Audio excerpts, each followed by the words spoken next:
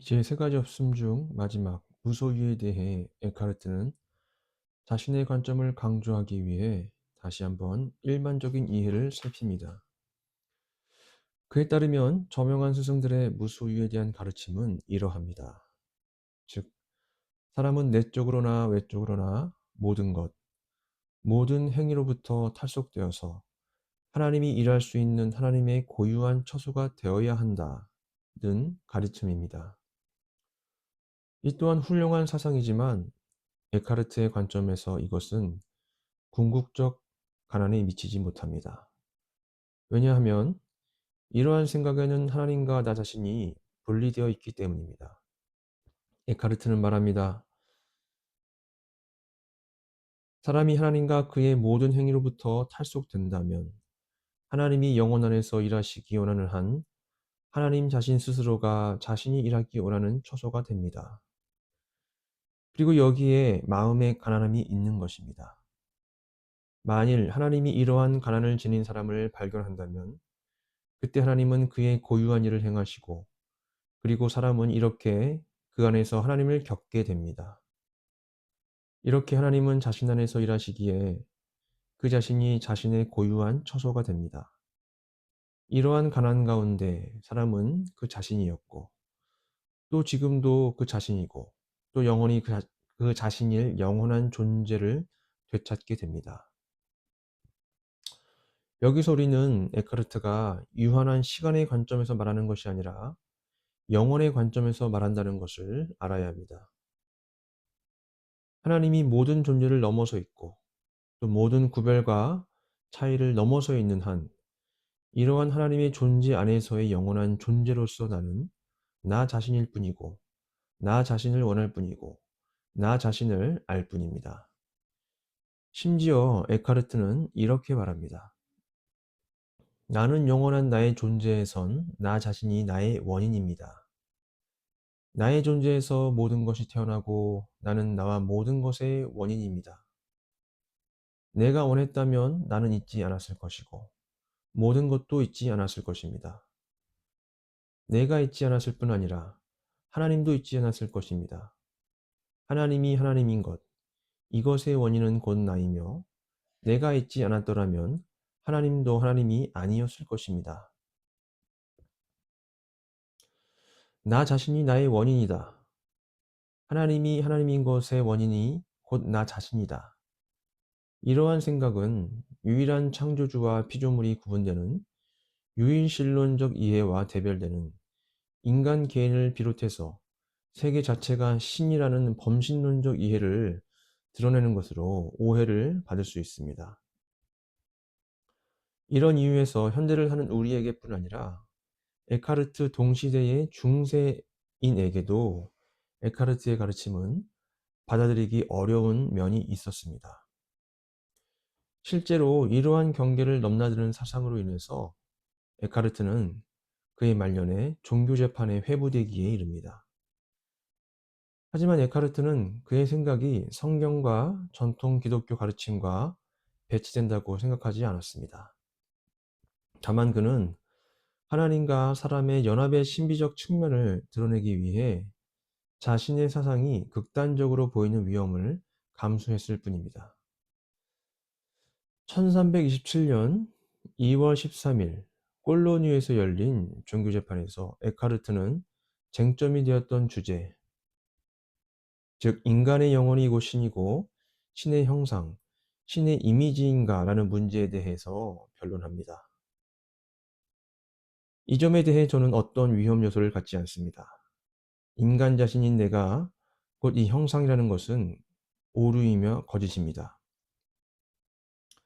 창조된 모든 것은 하나님의 형상 자체가 아니며 천사와 사람은 그의 형상에 따라 창조되었기 때문입니다. 사람들이 내가 마치 영혼에는 창조되지 않은 어떤 것이 있다고 가르치는 듯이 말하는 것은 무지와 악의에서 비롯된 것입니다. 여기에서 볼 수 있듯이 에카르트에게 있어 하나님과 영혼을 가진 개인은 창조주와 피조물로 각각 구분된 인격체입니다. 다만 그는 하나님과 인간의 연합이 얼마나 신비한 방식으로 내밀하고 깊은 것인가를, 또 이 점을 깨닫기 위해서는 일반적인 이해를 넘어서야 한다는 것을 피력했던 것입니다. 그리고 이는 전통 기독교의 교리와 상반되는 것이 아닙니다. 폴로뉴 종교재판에서 문제 삼은 에카르트의 명제 중 하나는 이렇게 말합니다. 하나님은 영혼 자신보다 영혼에 더 가까이 있어 하나님과 영혼은 친밀성과 근접성에 있어 구분이 없는 채로 있다. 하지만 이는 당시 기독교의 전통적 신비주의로 인정된 에카르트보다 한 세대 앞선 보나벤투라의 명제를 에카르트가 인용한 것입니다. 이렇듯 에카르트는 아무것도 갖지 않는 무소유의 가난에 대해서 인간 영혼이 하나님이 일하시는 하나님의 거처가 되도록 힘쓰는 수준의 가난, 비움이 아니라 하나님 자신이 곧 인간 영혼 안에서 스스로 일하는 거처가 되는 수준의 가난을 지향해야 한다고 말할 때 하나님과 인간 영혼의 어떤 신비한 연합을 이야기하고 있는 것입니다. 이를 더 구체화하면서 에카르트는 두 가지 개념, 유출 혹은 흘러나옴과 관통 혹은 뚫고 들어감을 대비하여 설명합니다. 에카르트는 말합니다. 어떤 스승님은 관통함이 흘러나옴보다 더 고귀한 것이다 라고 말합니다. 이는 사실입니다. 내가 하나님으로부터 흘러나와 있을 때 모든 것은 하나님이 계시다고 말합니다. 그런데 이는 나를 복되게 해줄 수 없습니다. 왜냐하면 이를 통해 나는 나 자신을 피조물로 인식하기 때문입니다. 그러나 관통함, 그 안에서 나는 나의 모든 의지뿐만 아니라 하나님의 의지와 모든 행하심과 하나님 자신으로부터까지 다 탈속되어 있게 되는 관통함 안에서 나는 모든 피조물을 넘어서 있게 되고 나는 하나님도 아니고 피조물도 아닙니다. 나아가 나는 나 자신이었던 존재이고 내가 지금 그리고 영원히 그렇게 지속될 존재입니다.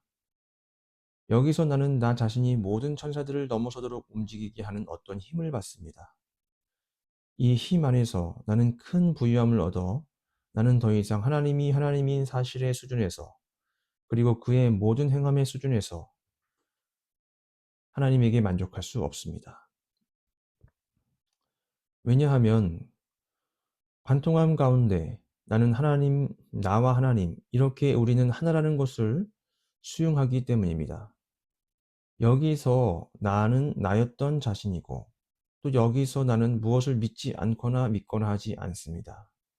왜냐하면 여기에서 나는 나 자신 스스로는 움직이지 않으면서 모든 것을 움직이게 하는 원인이기 때문입니다. 여기에서 하나님은 사람 안에서 어떤 거할 장소를 찾지 않습니다. 왜냐하면 이러한 가난 가운데 사람은 그가 영원히 자신이었고 또 영원히 자신으로 있을 그 자신을 쟁취했기 때문입니다.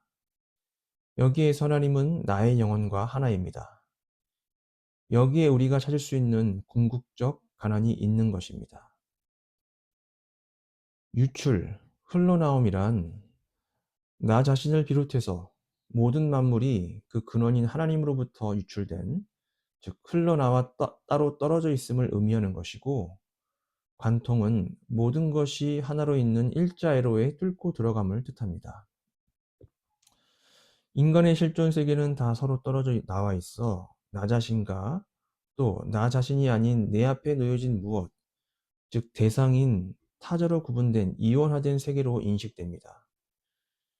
그렇기에 일반 사물을 대상으로 인식할 뿐 아니라 초월적이며 근원적 존재인 하나님조차 하나의 대상으로 설정하고 인식하게 됩니다.